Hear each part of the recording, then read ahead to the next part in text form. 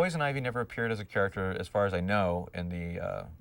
I'm pretty sure she was never in the Adam West version of Batman, and I don't think she was ever in Super Friends or the Filmation Batman cartoons of the '60s. A lot of the best Batman villains have interesting psychological motivations, and her big thing is that she feels that plants are being mistreated and misused, and a lot of things that man does in the world, with pollution and things, are harming the environment.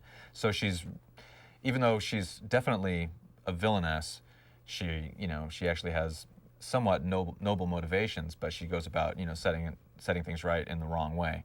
So that gave us a lot to work with her character. Also, she's probably our most blatant example of the old-fashioned femme fatale. She's the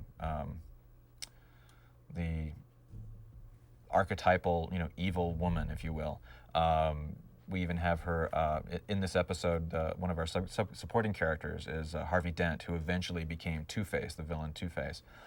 We hadn't gotten to that point in the series yet. We actually did a whole bunch of episodes with him just as Harvey Dent, the DA, to set him up so that when we turned him into Two-Face, it would have a little bit more of an emotional impact.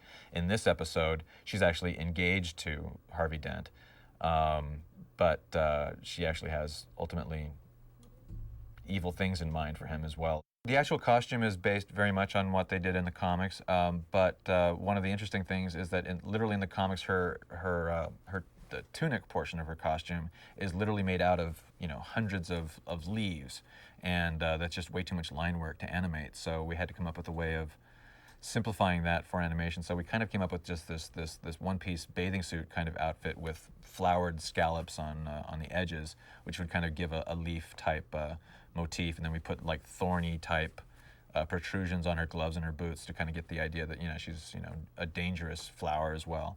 The actual look of the character, at the time, I was, I mean, as we all were, we were all kind of learning how to design for this medium. It's a straight realistic action adventure show, but at the same time it's got cartoony styling, and we were trying to figure out how to combine the two. So in particular, the women characters were giving me trouble. I was having a hard time, designing the women characters, and they were coming out a little bit too masculine or too stiff.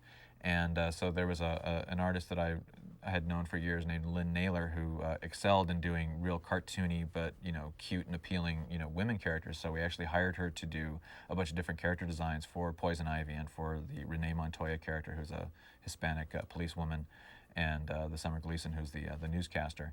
And she did just dozens and dozens of Poison Ivy drawings, and from taking the best of her sketches, I kind of combined them all and kind of came up with the final Poison Ivy model.